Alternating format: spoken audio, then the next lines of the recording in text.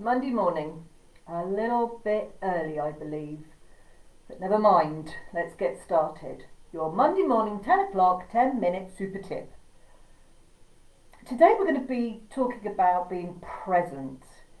And I don't know about you, but I have certainly found that all the Zoom meetings and online webinars and videos and everything else, it's exhausted me.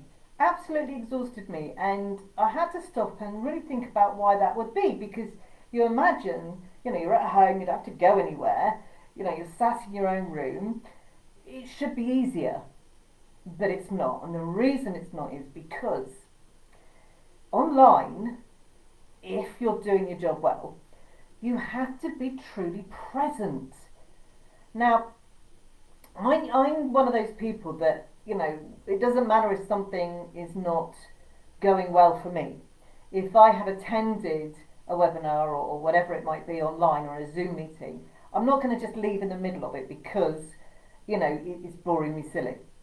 And equally, I feel really sorry for people when people just leave halfway through. Now, this doesn't happen in a real meeting. People wouldn't do that. But it's quite easy to do online because, even if you're not going to be rude enough to just leave the meeting, you'll pop over to Facebook or wherever else. So this thing about being present. So let's talk about what that means. Now, if you're doing a workshop, a talk, a speech, whatever it may be, in front of an audience, you are concentrating on that audience. If you're doing it right, are reading the room. You have to read the whole room and the audience to get a sense of what's happening, a vibe, so that you know if something's dying a death or they're enjoying something, and you can be flexible enough to keep things going in a certain way, or to drop things when you realise that they're not really working for that audience. And that happens. I've done the same speech to two different audiences, or one will love it and the other lot won't. And the reason that is because you have a different dynamic going on in a room. And you, as a speaker, have to be aware of that dynamic. It's part of your job. You can't just stand on a stage and rattle stuff off and walk off going, well, that went well. Your job is to read that room, maintain their energy and their engagement, and be able to adapt to what works, what doesn't work for different groups of people. Now, if you're in an audience, it's slightly different, because in an audience, if some bits are getting a bit boring or they're not relevant to you, that particular bit, you can actually sit back and almost sort of switch off and just leave that thing going, or you can turn to someone beside you and double check.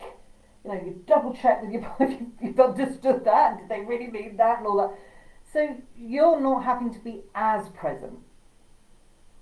The thing with online is, and Zoom's particularly, because I think everybody's using Zoom at the moment, it's one of my, obviously, favourite things, is that as a presenter on Zoom, I have to be present, and I have to be watching all those little boxes to make sure people are still with me.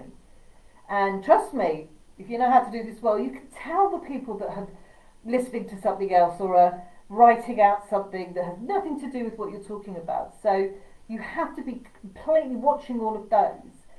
And it's an extra effort.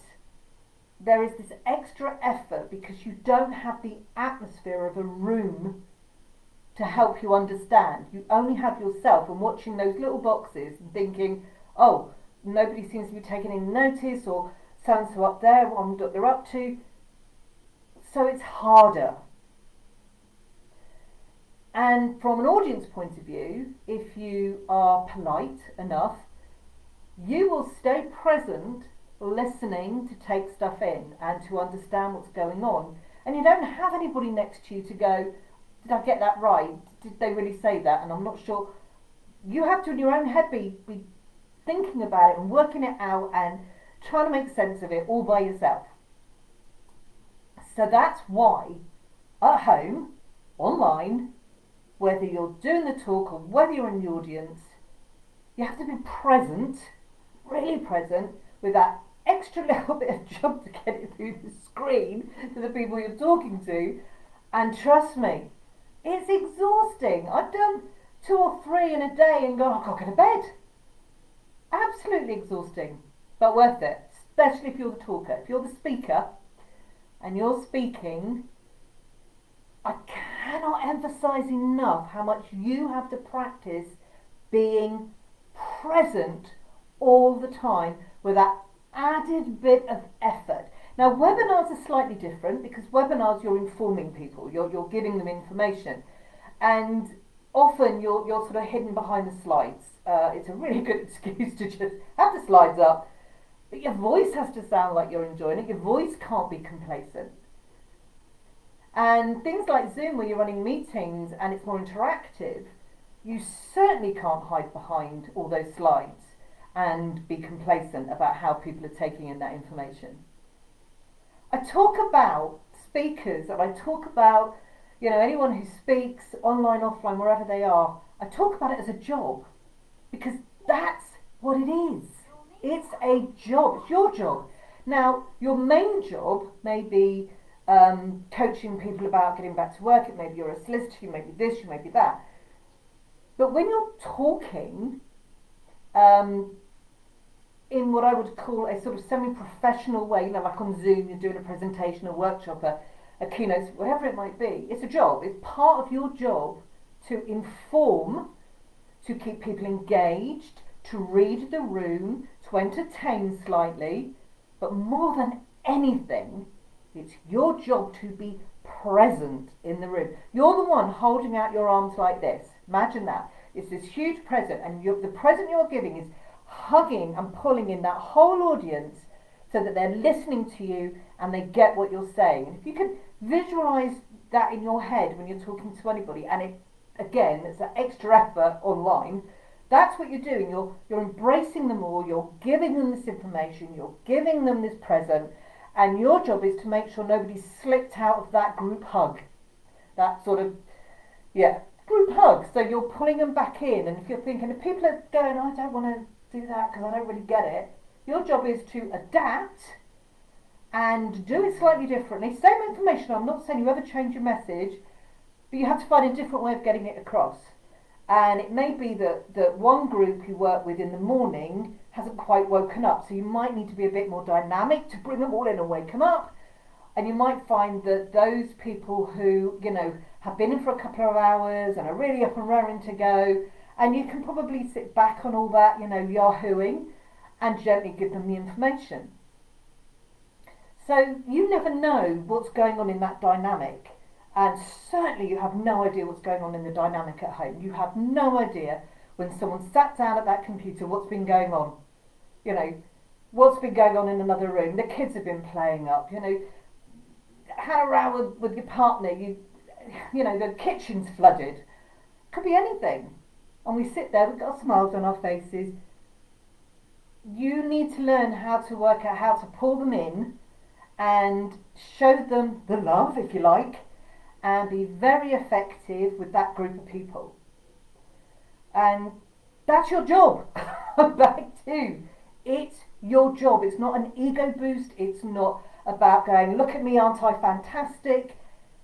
Your job is to give people information, inform, educate, ask for something, whatever it may be. There is a reason you are doing that talk or that workshop or that presentation, and you have to understand what you want your audience to do and get them to do it. And you can't do that if you've got your, metaphorically, your arms are down and you're just spouting stuff at them and they've all gone to sleep, or at home they've switched over to YouTube and are watching the cats fall down the toilet.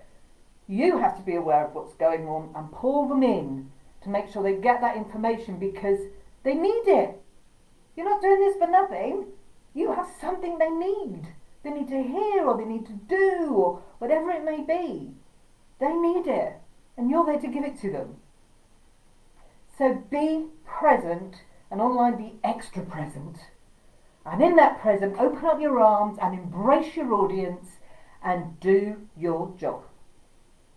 Okay, that's all for me today. And hopefully, of course I'll be back next week. I get quite good at this constant thing, you know. So, any questions, you know what to do, comment, ask, carry a pigeon, I don't care, let me know. And one thing I would ask you all to do, please send me comments on what you think. Some of you are great at it, and others I'm not sure. And social media, it's really hard to tell if people are hearing things and listening to things. So have fun, have a great week, and I will talk to you again next Monday. Bye.